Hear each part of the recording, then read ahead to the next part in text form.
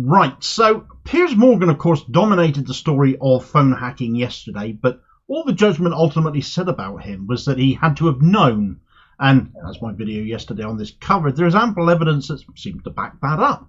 But it's another hack, frankly. I shun the term journalist in this instance because another name that came up has become so intrinsically linked to Keir Starmer's Labour, the guy that Starmer's bunch of right-wingers love to leak information to, who was also mentioned in the High Court Judgement on Mirror Group newspapers, mentioned some 50 times in fact, not far off the number of mentions of Morgan, a guy seemingly so up to his neck in phone hacking that he got referred to in the judgment as the phone hacking dauphin that I want to talk about in this video.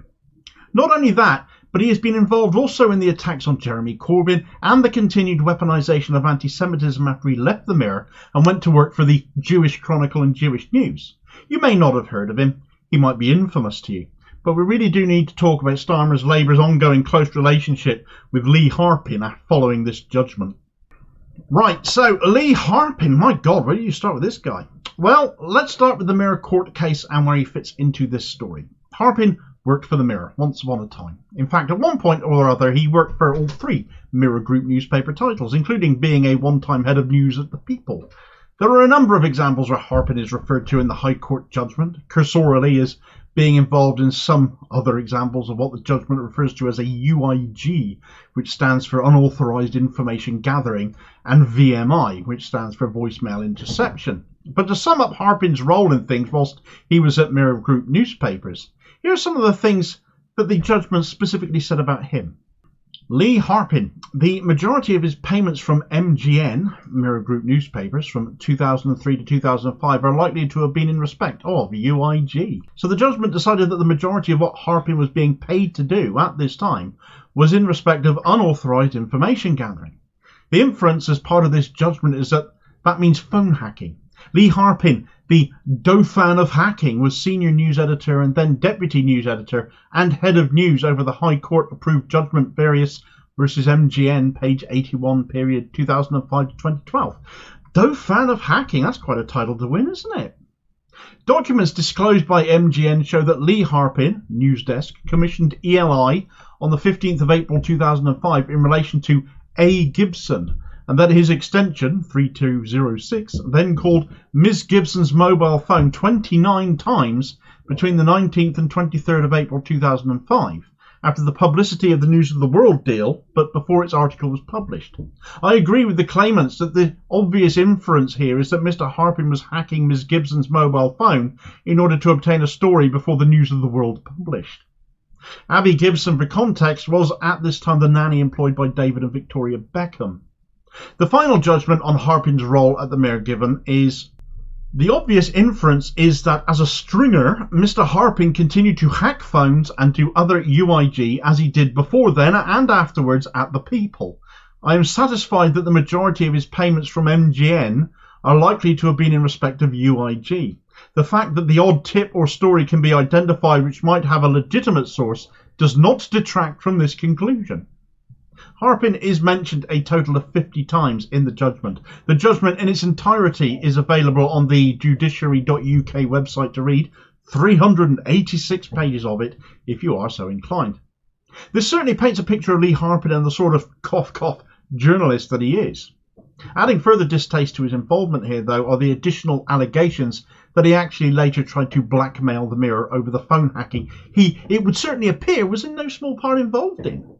This is not mentioned in the judgment, but was brought up back in May in another newspaper when the case was ongoing. A leading Mirror journalist allegedly blackmailed the company as it attempted to cover up phone hacking, the High Court has been told. Lee Harpin, who held a number of senior roles at the People and Sunday Mirror, was alleged to be a known phone hacker whose understanding of illegal behaviour at the newspaper group caused anxiety at board level. Harpin, who is now political editor of Jewish News, told The Guardian, I categorically deny the allegations. No one has contacted me from either side to give evidence, so I have not been given a chance to respond to these outrageous allegations. The claims were made in a witness statement to the phone hacking trial by Brian Basham, an investigator and PR executive. He told the court on Tuesday he extensively researched the Mirror's involvement in phone hacking and shared his findings with the company's executives and media reporters. So we have quite the little gem here, don't we?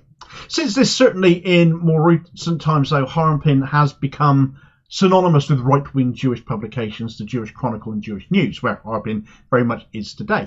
At the Jewish Chronicle, though, it is alleged that having cost the paper so much in having to pay out damages due to stories he'd run that were false, and this is where the overlap with the Labour right wing are, because he was right there and attacking Corbyn supporters, cheering on the Labour Party purging as socialists, and examples of the Jewish Chronicle having to pay out vast sums to the point the paper virtually collapsed, had to be bailed out and saved at the last minute, due to Harpin in no small part, included the smearing of activist Audrey White when she infamously interrupted Keir Starmer's lunch in Liverpool to give him a piece of her mind, which resulted in an apology and an undisclosed sum of compensation to her.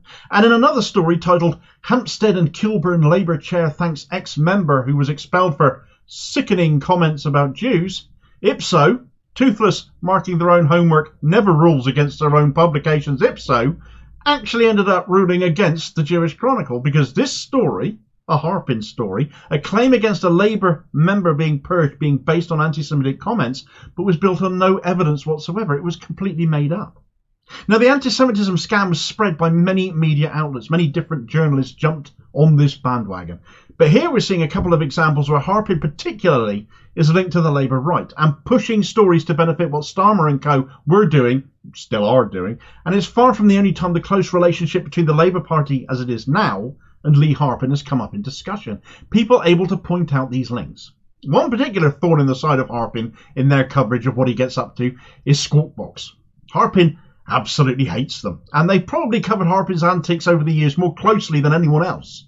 And frankly, they've been acknowledging the ties between Harpin and Starmer's bunch for years.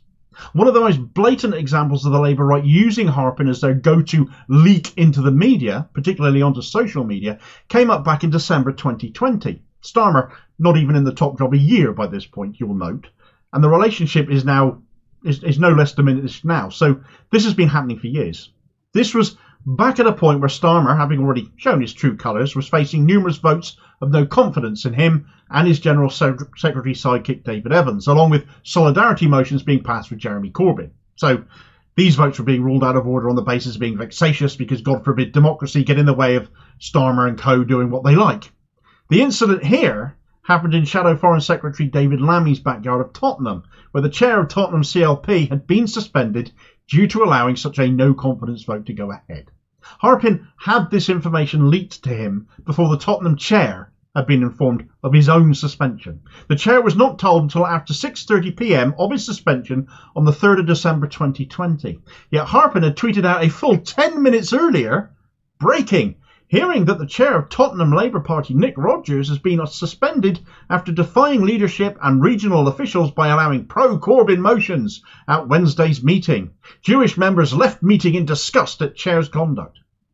So it's all about Corbyn then, which wasn't true. However, by telling Harpin before the chair, Labour ended up in breach of EHRC guidelines of impartiality and fairness. Of the Jewish members who actually left, there were only 3 who actually went out the door. Most Jewish members in attendance that night stayed. In fact, no Jewish members raised a complaint about the incident either. The numbers present were substantial too in terms of membership on the whole, with the no confidence vote in Starmer passing 49-4, an anti-Islamophobia vote passing 64-0, and a Corbyn solidarity vote passed 61-0. This was a clued up CLP. They knew their onions. No wonder they had to be punished, in which case. To this day, Harpin is still a hotline for Labour right-wingers to push out what they want. The dauphin of hacking, as we now know Harpin to be, named in the judgment with numerous extremely unflattering examples of what he did at the Mirror, is the Labour right's go-to hack to push their own narratives. Presumably the hope for Harpin is that this is a route back into the mainstream press who won't currently touch him with a 10-foot pole, using Starmer as his leg up. Yesterday, completely coincidentally I'm sure, it came out that Starmer and co, should they win power, won't be bringing in any press reforms themselves either. Literally right after the Prince Harry judgment came out here. Shunning talk of reviving the second stage of the Leveson inquiry, which never happened, was cut off by the Tories, in the same vein as no recommendations from the first stage of it ever became law. So on the face of it, despite the negativity this judgment brings to Lee Harpin, and for those of us pointing it out, Starmer by association, Harpin is probably still onto a winner if Starmer becomes PM. That's the way the country's going, folks. Thanks for watching. I hope you found this video useful. Please like, share and subscribe if you did. More content out daily. Please do have your say on this story in the comments below and be part of the conversation. Meanwhile, here's a video recommendation where I did, of course, cover Piers Morgan's part in this, as well as the bigger story that he became a complete distraction from, taking up all the mainstream press coverage as he did. And I'll hopefully catch you on the next vid. Cheers, folks.